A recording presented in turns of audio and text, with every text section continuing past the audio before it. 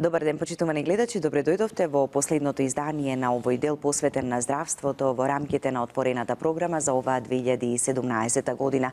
Во текот на целата измината година, многу зборувавме речиси за сите здравствени проблеми, упатувајќи совет до сите вас дека превенцијата е онаа најважната. Редовните прегледи кои што треба да ги правиме, но и менувањето на животниот стил, односно менување на лошите со здрави животни навики, за да вложиме во себе, во своето здравје и да можеме животот поубаво да го поминуваме и понатаму на повозрасни години.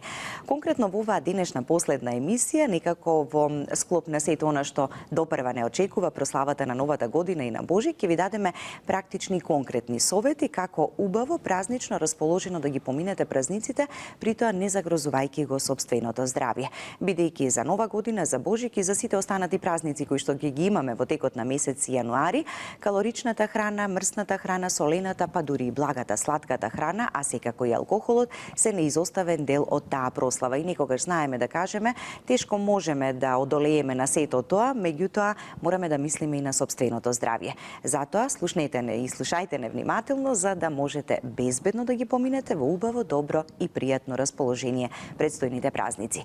Овие совети до вас ги упатува денеска во рамките на отворената програма доктор Димитар Душковски, специјалист интернист, кардиолог од клиничката болница Аџибадем Систина. Добар ден и добре ни дојдовте. Добре ве најдов, добар ден. Така. Ќе упатиме, реков, совети до сите. Генерално, секогаш ги споменуваме луѓето со хронични болести, луѓето со кардиоваскуларни заболувања, ама овие препораки ќе бидат комплетно за целата популација, и помладите, и повозрастните, и оние здравите, и оние со одреден проблем. Ајде, може ли кратко на почеток само за зачестеноста и застапеноста на кардиоваскуларните заболувања, кои се уште се причина број 1 за смртност? Да. Разговаравме пред емисијата дека нема да се бавиме многу со статистика, но сепак да кажеме дека трендот на кардиоваскуларните заболувања во целиот свет и кај нас се секогаш во порас. Колку и да звучи ова повторувачки или како клише, тоа е вистината. Значи, смртноста од кардиоваскуларните заболувања е една од најчестите смртности во целиот свет и поготово во држави кои се во развој. Ние се уште се рачунаме како таква држава, каде што стресот од работното место, од стигнувањето на обврските е се поголем и поголем, си го прават своето. Односно ги зголемуваат ризик факторите кои не се еднократни, не е нашата нервоза и стрес еднократна, не е еднодневна, туку е континуирана. Тоа континуирано влијание на нашето тело си го зема својот данок. Секако развојот на тие кардиоваскуларни заболувања не почнува веднаш. Ние си ја носиме нашата генетика од раѓање, меѓутоа со текот на годините почнуваат да се развиваат и првите симптоми, не мора да има и симптоми, туку може да болеста да почнува да се развива и да прогредира во текот на младите години, а кога ќе ги осетиме првите ефекти, веќе е време за лекар и лекарски совети. Така да, и се повеќе се зборува и се спомнува тоа, токму нели од вас лекарите, па нас не зачудува како лаици или како пациенти дека уште од млади години така болестите на крвните садови можат да почнат или почнуваат, па на таа некоја средна возраст, затоа и првите симптоми може да се јават. Точно, значи при направени обдукции на бебиња кои се починати во тек на пораѓај или во првите години од животот се најдени масни плаки на крвните садови. Тоа се прекурсорите на понатамошната атеросклероза, односно болест која ги напаѓа предсеартериските крвни садови и ги стеснува, предизвикувајќи намален проток низ артериите во сите сегменти на телото, значи и нашите нозе, и главата према мозокот, и крвните садови кои што го хранат срцето, со тоа што ако е препознаено на време може да спречиме посериозни последици, смрт, инвалидност и такви. Така, да, и се повеќе нели загрижува фактот дека кај помладата популација се повеќе се присутни срцевите удари, мозочните удари, кардиоваскуларните заболувања. Европското здружение за кардиологија има издадено како риск чарт, тоа е една листа на ризик фактори кои се искомбинирани спрема години, пол, возраст, ризик фактори за хиперхолестеролемија, крвен притисок и се разликуваат за нашата земја која е high risk chart и low risk chart во рамките на некои европски држави, во зависност од храната која што се конзумира, дали е медитерански тип на исхрана или е повеќе од типот на исхрана како што е нашава, повеќе на мрсно и на Така, на солено. она во што повеќе ние нели Ние уживаме, а уживаме, свесни тачно, сме и да. знаеме дека го загрозува полека и постепено здравјето. Кога станува збор за празниците, помладата популација некако не се придржува толку многу кон советите, сакаат малку повеќе да се опуштат и во тоа празнично убаво расположение, консумирајќи и повеќе храна и повеќе алкохол, а за повозрастните велиме кога човек ќе дојде на тие години, малку повеќе страв го фаќа, па повеќе се грижи за за здравјето, веќе се запознаени, јас би рекол со состојбата на нивното тело. Некои од нив дошле на консултативен превентивен преглед кој ние лекарите често го препорачуваме. А помладите се уште не стапиле во контакт со лекарите. Меѓутоа и кај едните и кај другите се јавуваат последици од овие празници што доаѓаат. Например, се јавуваат, имаат опишано американците као holiday heart.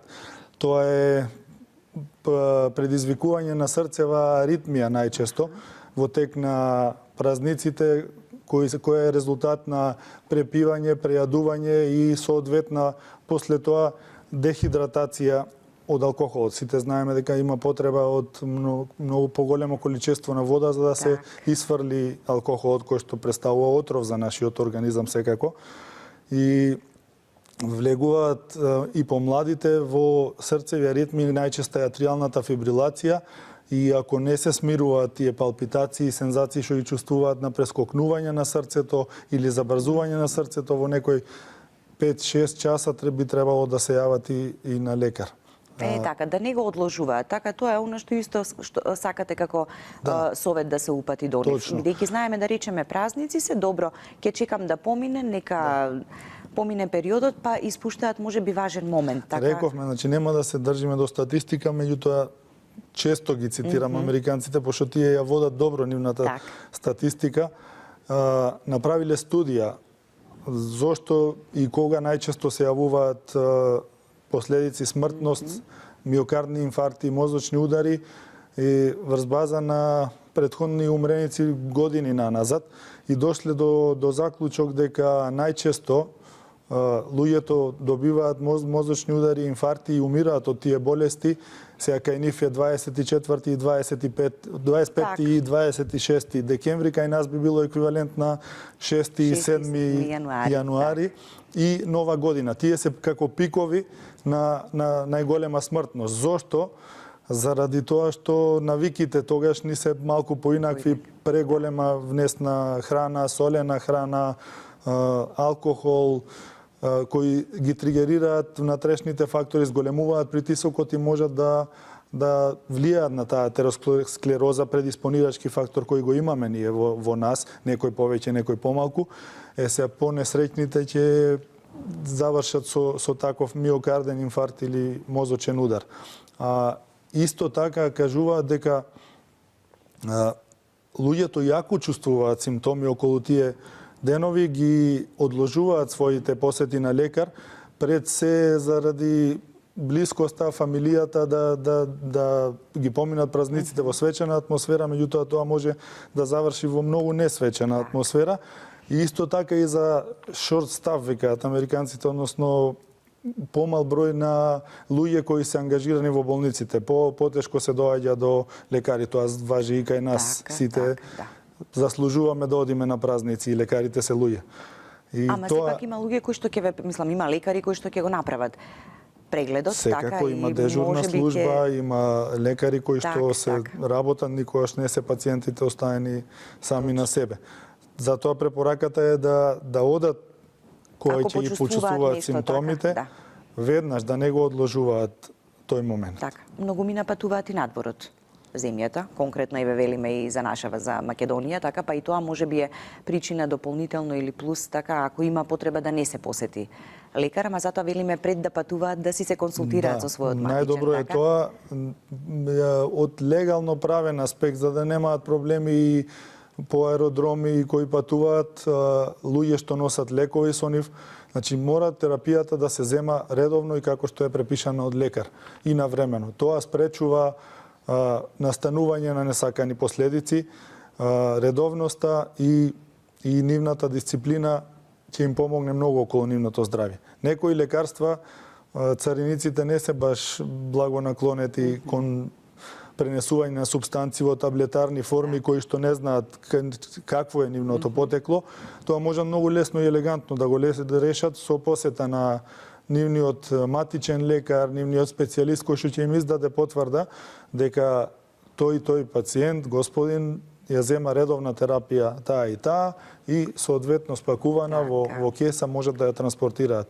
Сепак има луѓе што стварно значи треба да сме добро информирани и добро подготвени, така, за да се излезе онака како што очекуваме. Има и луѓе што имаат имплантирано девајси, направи во нивните организми кои што се метални и секако дека ќе на метал детекторот пред безбедносните служби на аеродромот ќе се покаже дека носат нешто во себе со специјални картички кои што се издадени од лекар, се укажува каква е таа направа и дека е безбедно да го пушта тој човек да продолжи понатаму. Како што не смееме да заборавиме пасошот да го носиме. Со нас треба, значи, за сите овие други работи, за кои можеби некогаш мислиме па важно или неважно, ама ќе почувствуваме во моментот дека требало добро да се подготвиме. Дали дополнително зимскиот период, студеното време, иако оваа зима ни е малку поблага, така имавме студени денови, ама повеќе помеко е времето, дополнително влијае како поттикнувачки фактор или пак како ризик фактор за срцевите заболувања, срцевите удари, па и искомбинирано со сето ова што велиме како ги прославуваме празниците. Секако дека да, значи пак да не заборавиме, значи за да се случи срцев удар најчесто треба да се има предиспонирачка состојба како коронарна артериска болест, каротидна артериска болест. Студеното време прави вазоконстрикција, односно стегање на крвните садови, периферни крвни садови, што индиректно пак го зголемува васкуларниот отпор спрема кој срцето треба да пумпа, а со тоа се зголемува и крвниот притисок. Ако таа атеросклеротска плака, ја викаме, односно масна плака на крвните садови, не е исто да е изложена на притисок 120 и на 200 притисок, може да руптурира или нароски да прсне, и контактот на крвта со тоа масно ткиво предизвикува згручување на крвта и запушување на таа артерија. Тоа е одбранбен механизам, исто како што ако се пресечеме ќе згручи крвта, исто и во внатрешноста се случува тоа, односно организмот го лаже тој механизам дека излегла крвта, дека е пукнат крвниот сад и самата коагулација пробува да не спаси, да не искрвариме. Меѓутоа на таа локација, во тоа место завршува лошо. Така, да. Да ги слушнеме и гледачите, нивните прашања, па ќе продолжиме и понатаму со нашиот разговор и советите упатени до вас. Повелете, добар ден, ве слушаме. Добар ден. Дали го имаме и првиот гледач? Добар ден. Да, ве слушаме, повелете. До водителката и до доктор. Ви благодариме. Да, продолжете, ве слушаме. Така, јас имам син 41 година. Од 28 години му открија некоја аритмија, како тахикардија, направи испитување во државна болница, му дадоја холтер за срце, носеше холтер за притисок. Се откри за притисокот дека ноќе му е нормален, а кога ќе стане, притисокот му е ненормален. Му дадоја Конкорд од 2, му ги зголемија на 5. Сега детево ми е во Германија. Направили таму контролен преглед во Германија. Истото му го рекле што овде му го кажа и таму стрес тест му праеле, холтер за притисок. Истиот Конкорд му е даде. Што е работава со детево да ми објасни доктора? Значи за синот ваш 41 година, така? Синот, да. Сега има 31, 28 години пија Конкорд. Доволно ли е, доктор Димитар? Да, отприлика ќе објасниме нешто. Значи, зависно е и кој е типот на аритмијата. Предпоставам Конкорд е 2,5 милиграми што му го препишале. Даден е као лек за смирување на таа брза срцева работа. Ако пациентот влегува во атриална фибрилација, која што е една од аритмиите кои може да се случат, е друг начин на лекување. Ако е само синусна тахикардија, односно правилна тахикардија, тогаш треба само да се успори тој срцев ритам. Не е толку ризична како предходно кажаната. Предпоставувам дека господјата кажа дека се направени тие структурни испитувања, ултразвук на срце, стрес тест. И овде и таму каде што му живее, кажале истото. Пациентот, ако му го препишале истата терапија, предпоставувам дека не е во ризик од настанување на сериозен кардиоваскуларен настан, меѓутоа причината, сакаше господјата да ја знае, причината за тоа треба се случува, значи ја објаснивме претходно, може да е последица на проширување на срцето, може да е последица на стресот кој што го живееме, на зголемен адреналин кој го тера срцето да чука многу побрзо и така. Значи не може да и дефинирам точно, треба да видам документација. Но важно е сета оваа терапија која што е дадена така само да се продолжи, да се прават редовните испитувања. Препишаната терапија на матичниот лекар, кардиолог, кој што сепак бил во директен контакт со пациентот и тоа знае комплетно историјата и наназад така на болеста. Да. Добар ден и за следниот гледач, повелете, ве слушаме и вас. Добар ден. Дали го имаме и следното јавување? Ало? Да, ве слушаме, повелете. Се работи за бубрежен болесник, астматичар, на 20 години, со 2-3 пати во текот на годината примање на кортико. 2 пати сум била на кардиолог, каде што е констатирано дека на залистоците има калцификати, а левата предкомора е дисфункционална. Терапија немам препишано. Да, веројатно на тој ден. Терапија немам препишано. Имам носено холтер и од кардиолог и од нефролог. Примам ЕНАП од 5, но притисокот многу ми варира. Дали ви е правилен ритамот на срцето или сте во аритмија? Не, имам тахикардија. Тахикардија или тахиаритмија? Тахикардија е установена на пулмологија. Добро. Па ме интересира. Дали треба почести контроли за срцето, а пошто од астмата ги правам редовно. Имам прележано длабока венска тромбоза на десната нога од инфузиите во пулмологија. Имам вештачки колку и да не редам повеќе други работи, пошто се е искомплицирано едно со друго. Ако имавте прашање, повелете. Така, доволно ќе ова да го слушнете и вие советот од доктор Димитар. Препораката е, значи, ако пациентката е во нормален правилен ритам, да и веќе диагностицирани калцификации на валвулата, препораките се еднаш на 2 години, ако нема валвуларна болест, да се прави ултразвук на срцето, односно ехо на срцето.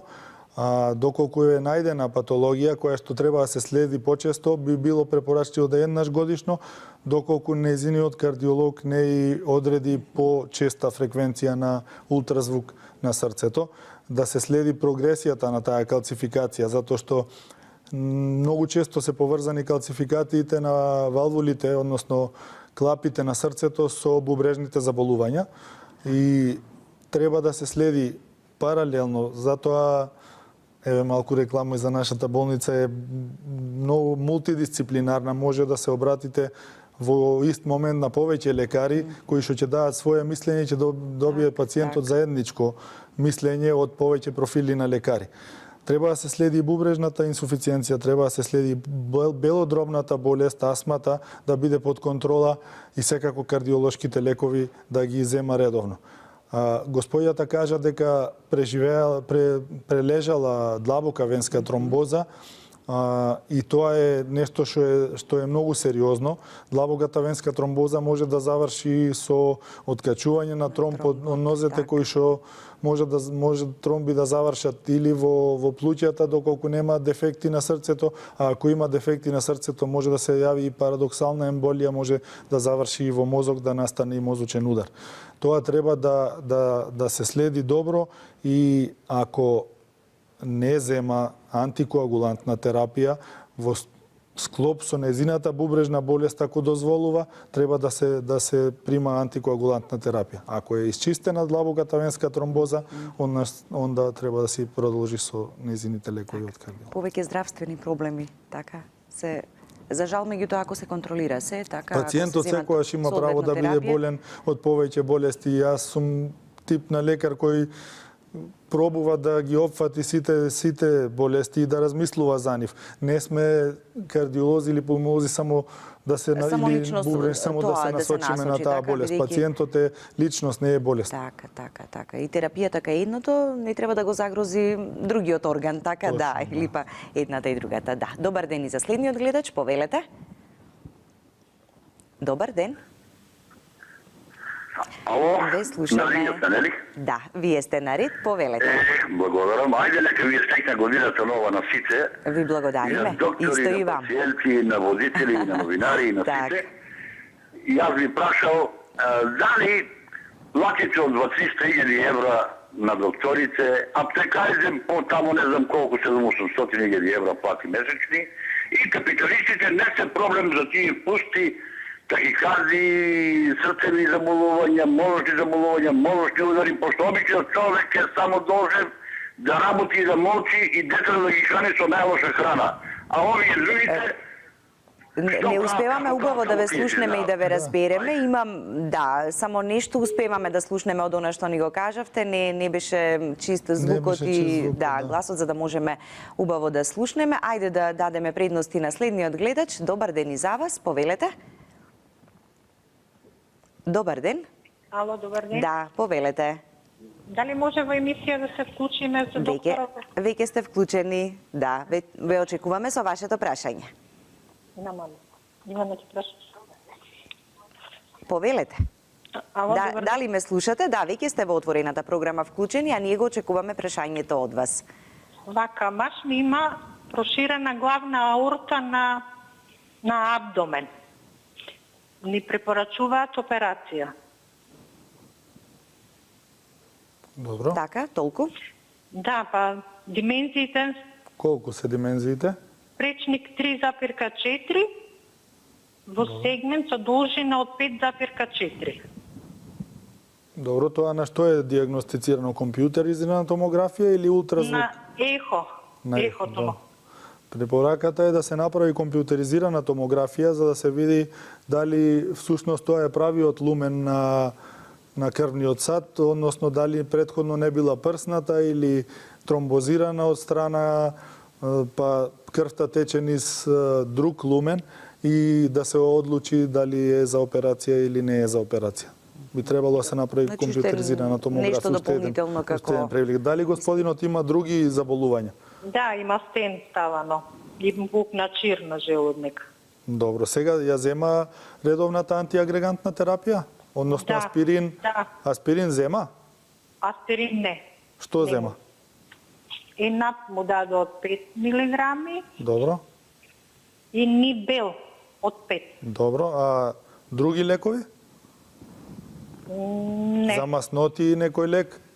Да, Аторис. Аторис зема, добро. А кардиопирин, аспирин, нешто такво не зема? Аспирин не му дадоа. А како кога има стент?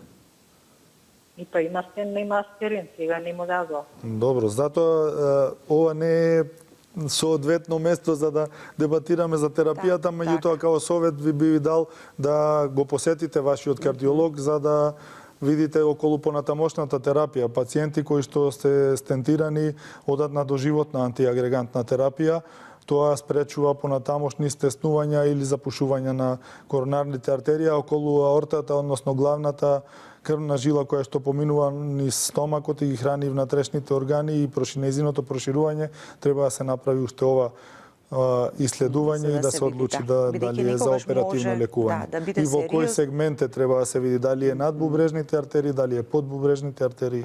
Така, може да биде сериозна и опасна таа состојба и ситуација доколку навреме не се преземе нешто, така? Ако руптурира или народски кажано, ако прснета артерија, тогаш е многу итна состојбата и треба да се стигне во болница што поскоро. Така. За среќа се отворија многу кардиохируршки центри и хируршки центри кај нас па тие преживувањето на овие пациенти се зголеми.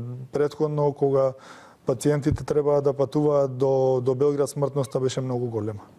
Така, да. А и веќе кога се прават и контроли, се гледаат димензиите, па се следат и се закажуваат прегледи така на при одреден секоја временски период. ехокардиографска контрола, нашите ехокардиографери ништо не кошта да ја спуштат сондата на абдоменот и да видат колкава е аортата. Барем во онај сегмент кој што е достапен за визуализација, односно кој што се гледа. Еден дел од аортата вторакална не се гледа, се наоѓа позади, таа се гледа со класично ехо, не се гледа со други техники. Меѓутоа, тој дел што е достапен, барем тоа да го видиме. Така да. Ајде пак да си се вратиме на празниците и како подобро и побезбедно и поздраво, но и најважното што е она најрасположено да ги поминеме. Тешко е да одолееме или пак да направиме таков предизвик со искушението на трпезата на која што имаме и алкохол и храна. Сакаме да си оддадеме оддишка за време на тие празници, малку повеќе можеби да консумираме од сето тоа, меѓутоа не кај секој исто ќе се манифестира. Во поглед на алкохолот, во поглед на храната, умереноста, дали е она најважното и главното кое што ќе биде како најдобра превенција за добро да се помине сето тоа? Точно така. Значи, као заклучок од емисија, ако треба да излечиме на крај од емисијата, би било луѓето умерено конзумираат. Не можеме да препорачаме алкохол да конзумираат. Или немојте да јадете воопшто од ова, така? Воопшто да не јадете, празниците сепак се и психолошкиот момент на празниците и блискоста со фамилијата, ние не сме роботи, сепак сме луѓе, сакаме да се напијаме и да касниме, да се видиме, на трпезата заедно, уживаме буквално на трпезата. Меѓутоа, сето умереноста е најдобриот совет и најклучниот фактор за добро поминување на празниците. Значи, да не се конзумира, ево, уште еднаш ќе кажеме, солена, пресолена храна, да не се количина алкохол во големи количини, сепак една чашка вино или едно-две пива или една чашка ракија може. И само на една чаша вино може ли да се остане? Мора да бидам јас малку построг. Мора вака да кажете точно. Да, таква ми е професијата. Рековме, значи има многу предиспонирачки фактори, тие луѓе што веќе имаат заболување ќе се пазат многу повеќе од останатите, меѓутоа не значи дека и останатите кои што претходно немале заболување не може нешто да предизвикаат. Не е само срцето како орган, дискутиравме претходно. Значи се јавуваат и акутни панкреатитиси, воспаленија на панкреасот во абдоменот кои што исто се состојби, односно болести со висок морталитет, сериозни. Тоа се случува и со предозирање од алкохол, може да настанат разни стомачни и други проблеми од преадување, индиректно се тригерираат многу фактори во организамот кои што пробаат да го исчистат, да го средат тоа. Сепак ние сме едно битие создадено од Бога кое што е малку по-совршено од останатите и знае да нашиот организам многу по-брзо да се ослободува од тие отрови. Тоа е моје мислење, секако да. И добар сон ни е потребен, ама најмалку сон имаме веројатно за време на празниците. Физичката активност треба да биде присутна. Не она екстремна, туку умерена, затоа што знаеме да се најадеме, да се прејадеме и да седнеме пред телевизор или пак да легнеме. Да. Физичката активност ние ја препорачуваме како лекари кои што се бават со кардиологија, значи со препорака 30 минутна активност секој ден. Меѓутоа, условите во надвор не секојаш ни го дозволуваат тоа. Еве ќе ја спомниме малку и загаденоста, пошто е многу популарна и актуелна тема. Некојаш дозволува физичка активност да се движиме, некојаш може повеќе да биде штетно излегувањето отколку корисно. Сепак не сме ние прва држава каде што е појавено загадувањето. Многу други претходно индустриализирани држави го имале овој проблем. Седнале паметни луѓе, се договориле како може тоа да се справиме со тоа. Одлучено е и увидено е дека има голем ефект за настанување на срцеви заболувања, миокардиен инфаркт, мозочен удар, повторно ќе спомнам, хронични болести на белите дробови, појава дури и на малигни заболувања на белите дробови и на останатите органи. Треба да се побавиме со тој проблем, да најдеме начини за намалување на загадувањето. Не е дека е безбедно и дека не влијае на организмот. Докажано е во многу студии дека делуваат. А физичката активност при нормални услови рековме дека би требало да е околу 30 на минути дневно. Секогаш јас им препорачувам на моите пациенти да е таа аеробна физичка активност, да не е дигање тегов или нешто слично, значи да биде возење велосипед, пливање, планинарење, срцето нешто што ќе ве релаксира, а во исто време и добро ќе биде. Да. Срцето се навикнува на поголема фреквенција, поголема оптеретеност и секој нареден пат кога ќе имате физичка активност ќе ви биде полесен. Така. Кога станува збор за луѓе кои што веќе примаат некаква терапија, пиењето на алкохолот заедно со терапијата и лековите, знаат некогаш некои сами да си ја прекинат за да можат да се напијат дента или вечерта заради некој повод? И како е ставот околу сетото? Интеракциите на лековите и алкохолот, пациентите доаѓаат често и го прашуваат овај момент, затоа што кога ќе се разболат луѓето не завршува нивниот секојдневен живот. Значи секојдневната активност нивна мора да продолжи и рутина со модификација на навиките нормално. Јас им дозволувам да се напијат по една чашка алкохол, меѓутоа тоа пак сепак ќе кажеме една чашка. Има и препораки за здрав живот од Светска здравствена организација кои што дозволуваат одредена грамажа на алкохол, пошто имаше многу интересни апликации по интернет, вика докторот ми забрани да пијам само една чашка и имате една чашка то голема кај што пие. Затоа дефиницијата е во грамажа на алкохол. Меѓутоа, терапијата мора да ја земаат редовно и навремено како што е препишана од лекар. Да не прескокнуваат ни временски, ни со денови. Се случува некогаш да ја заборават терапијата и да земаат дупла терапија. И тоа е исто така грешка. Значи, консултацијата... Ако сте го пропуштиле веќе моментот кога требало, така не надокнадувате дупло веќе на следните 8 часа. Тој момент не е баш момент, значи е сат-два период.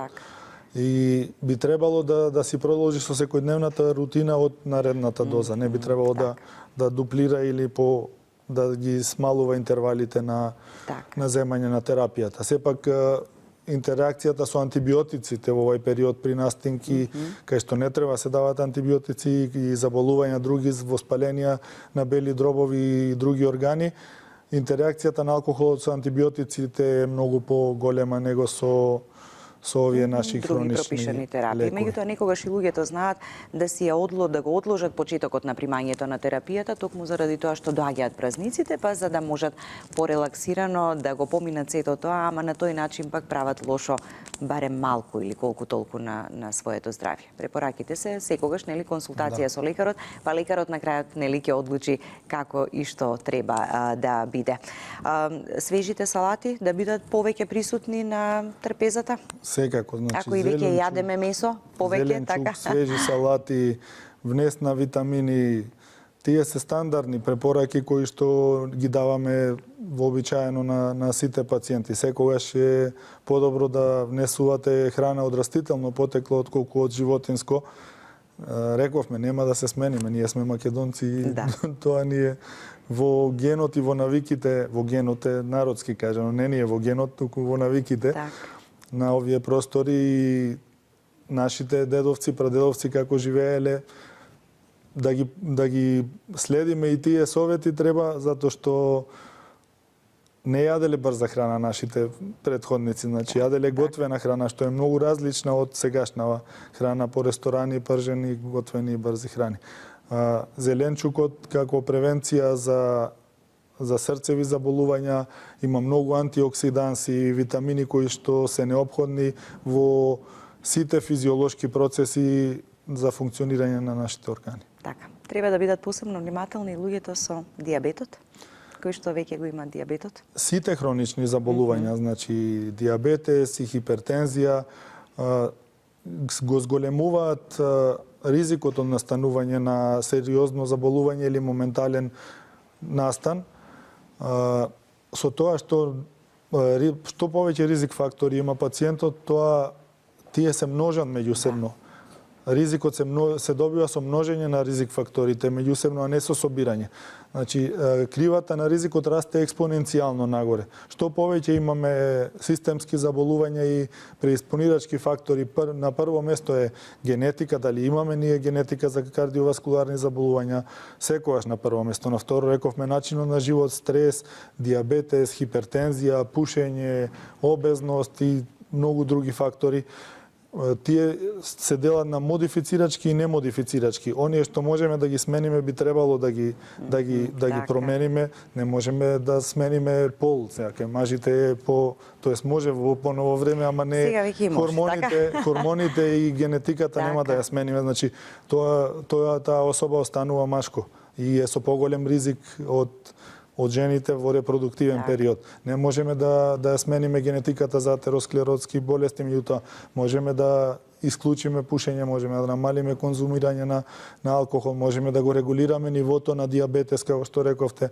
Идеалното регулирање на диабетесот спречува понатамошни микроваскуларни компликации, односно ги држи крвните садови отворени и крвта циркулира, односно доставува нутриенси и кислород до сите делови од нашето тело.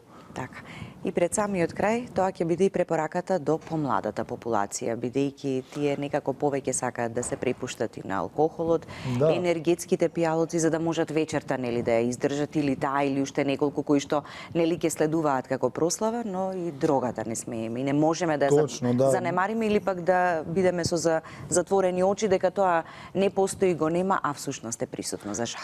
Точно, да, ретко се дискутира тоа на дебатни емисии или на вакви емисии кај што даваме препорака, сепак не ни се пациенти и само стара возрастна популација.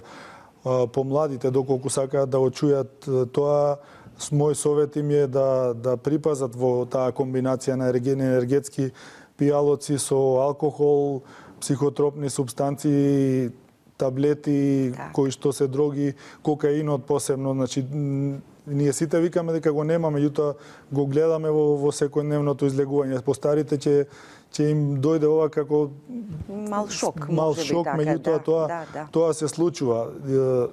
Регистрирани се исто во студија во Шпанија миокардни инфаркти како последица на кокаин, со тоа што комбинацијата на кокаин со алкохол создава едно соединение кокаетилен, кое што е 4 пати потоксично него самиот кокаин.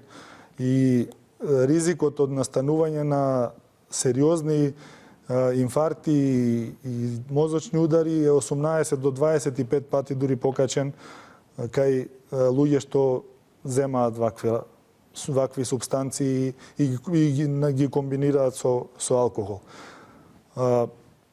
Наше е да упатиме апел и совет, да. Кој колку ќе го свати сериозно сето ова. Секој си го цени сопственото здравје, сепак во влог е нашето здравје и нашиот понатамошен живот. Така да. На крајот, значи, пораката ќе биде до сите нас да бидеме умерени, да уживаме во празниците и да јадеме и да се напиеме нешто, ама пред се да ни биде доброто расположение на прво место, да не си го расипеме и собственото и на околината и на семејството. Да, со некои непромислени постапки. Празници, а не денови кај што ќе нанесеме трауми на цела фамилија. Така. Ви благодарам што ни бевте гостин во оваа последна емисија. Ви ги честитам предстојните празници во 2018. Исто и на вас и на вашите гледачи. Среќна нова и божични празници. По-мудри, по-весели, по-здрави во 2018. И дојдете на превентивни прегледи да... Така, на тој начин нели правите нешто за сопственото здравје. Ви благодарам уште еднаш. Почитувани гледачи, останете и понатаму со нас. Во продолжение ќе имате можност да ги погледнете рекламите, потоа ќе ја погледнете македонската народна приказна, а веднаш потоа отворената програма продолжува се до крајот, некаде до 14 часот, заедно со колегите Ване, Бубе и гостите кои што ќе ги имаме во студиото.